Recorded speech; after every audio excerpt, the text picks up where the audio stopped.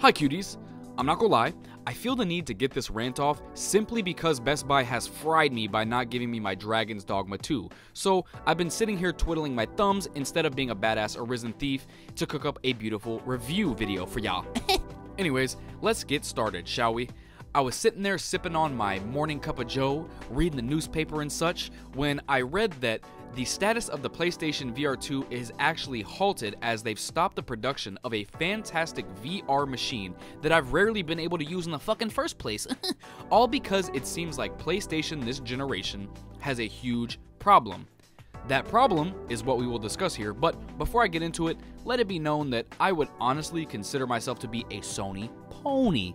I buy damn near all their products, including the terrible Edge controller that dies after an hour and a half, and that is why I am ultra qualified to speak on this shite, okay? I also love me some Xbox too, and I could probably make an even longer video about that shit, but bro, the PS5 just doesn't have enough fucking games, okay? And I know you're probably thinking like, does bro not play God of War? Spider-Man? God, what an Xbox pussy fart. But guys, those games are so few and far between, and it feels incredibly rare to even get a nice new PS5 first-party exclusive these days that isn't also on PS4 and or coming to the personal computer. I'm not even opposed to day one releases on PC as well because, I mean, look at the Helldivers 2 success, bitch.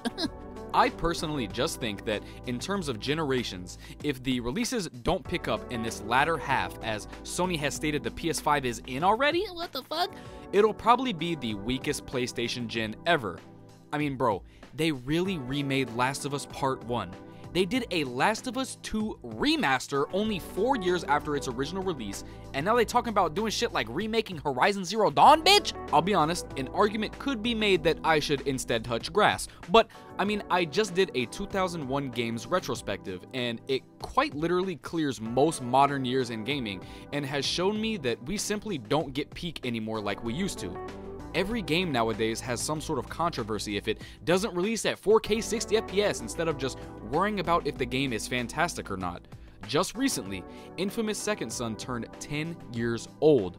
When you play a game like that and realize it's a decade old, you start to see that we don't need to wait 10 years for a brand new game because the visuals are already fantastic enough and the gameplay is non-stop fun. I propose that for the most part, we need less huge $500 gajillion games and more smaller projects, something like a Helldivers 2, which is incredibly successful, obviously. It's not even a hot take at this point to say, oh, PS5 has no games, and that's a genuine problem. Take Xbox for example.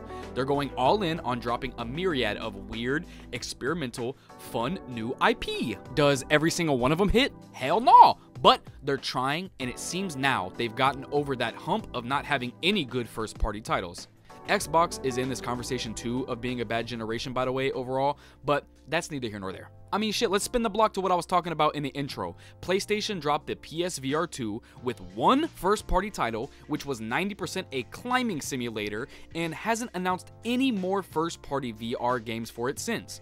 We could get super cool, unique-ass games like maybe Killzone or Resistance or anything from their previous generations, but instead they charge $600 for the shit on top of the $500 console and give you no games to play on it. Don't even get me started on their whole PS5 Slim business of having a detachable disc tray that needs to be activated via internet connection, which altogether ruins the preservation aspect. If Sony wanted to, 20 years down the line, just fry the entirety of PS5 servers, and all you did was buy physical games for your PS5 Slim, you're cooked, buddy. I mean, all I see on the internet too is a lot of people just obsessing over the previous generation's grungier, cool, futuristic aesthetic, and now we just have the super bland, minimalist designs nowadays with cookie cutter ass box arts on games that are $70, bruh. I feel like a boomer, dog. Sony has pretty much announced that they're taking this year off too, besides Helldivers, I suppose, which is crazy because 2023 was already slim picking for games as well, so I just feel like, what are we really doing here? I'm going to keep buying these games, obviously, and supporting the ecosystem because I'm a video gaming shill nerdy bitch, but I just wish we had better. We deserve better, don't you think?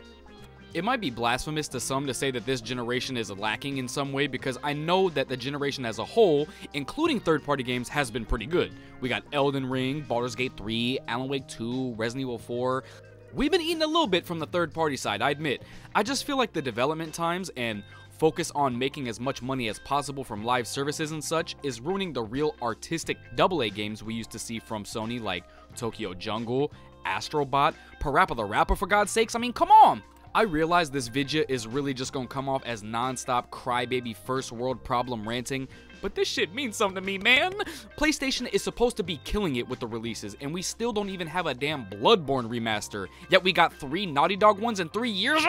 Whew, my bad, y'all. Anyways, I don't even really know if there's a solution to any of the problems or anything we can really do as consumers besides speak with our wallets, of course, but let me just lay out a simple wish list if Jim Ryan's bitch ass watches this vidya before passing the reins over. Hey, bro, so we need less remasters and remakes unless the game's like 15 to 20 years old.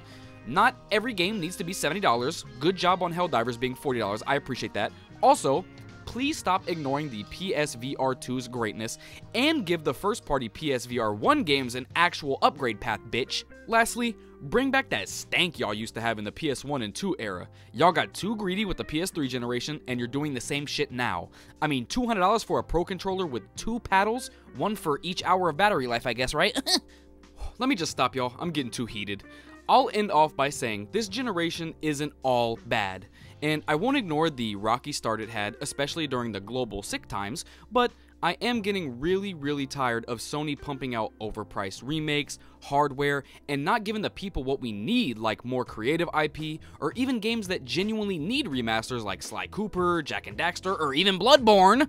Give it to me straight down below though. Am I being a whiny bitch, or is there some truth to what I'm saying?